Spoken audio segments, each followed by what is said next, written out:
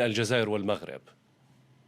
أعتقد بأني سأقدم نظرة موضوعية، وبالتالي لابد أن أقول بأن السلطات في الجزائر صراحة لا تعير اهتمام لمثل هذا الخرجات من طرف النظام المغربي.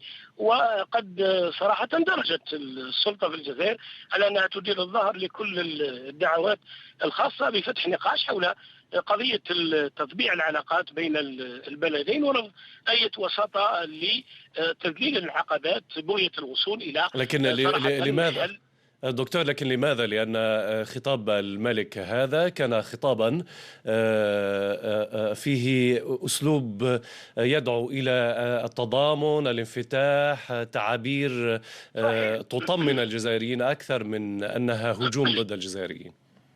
لا أعتقد أن أنا شخصيا هنا لا أهاجم ما قاله.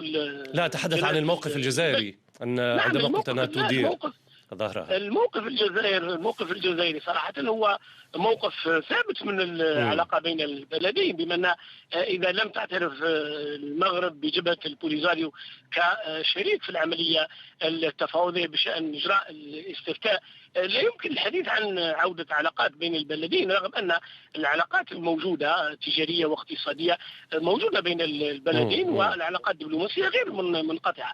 ولكن في رأيي بأنه يمكن الآن نوعا ما أن الملك وجه هذا الخطاب لأن فيه شريك البلدين وراعي رسمي للمنطقة فرنسا العائدة إلى المنطقة هي التي أوصت الطرفين بضرورة البحث عن مخارج بالنسبة لهذا أزمة العلاقات، لأن هذه الأزمة صراحة أصبحت تقلق نظراءها في شمال المتوسط أو في فرنسا على وجه التحديد، وبالتالي صراحة فيه نوع من الدفء في العلاقات بين يعني دكتور، تتوقع أن يكون هناك انفراج ومصالحة في العلاقات؟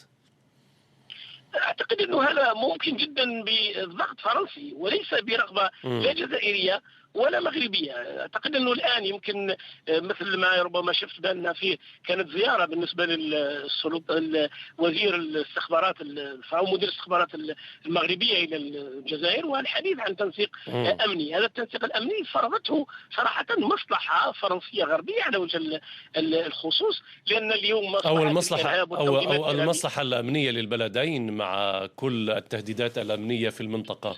ليس فقط أستاذ رفيق، ليس فقط مسألة المصلحة بين البلدين، المصلحة أيضا بالنسبة لفرنسا والغرب، لأن اليوم أصبح الإرهاب موجود داخل باريس ونيس وأيضا في كثير من عواصم الغرب، وبالتالي أنه هذا الجزائر والمغرب أصبحت محطتا لصراحة تصدير مثل هذه الجماعات المتطرفة. ليس أن كل الذين قاموا كانوا من أصول من منطقة المغرب العربي، وبالتالي ضروري أن يكون تنسيق بين البلدين.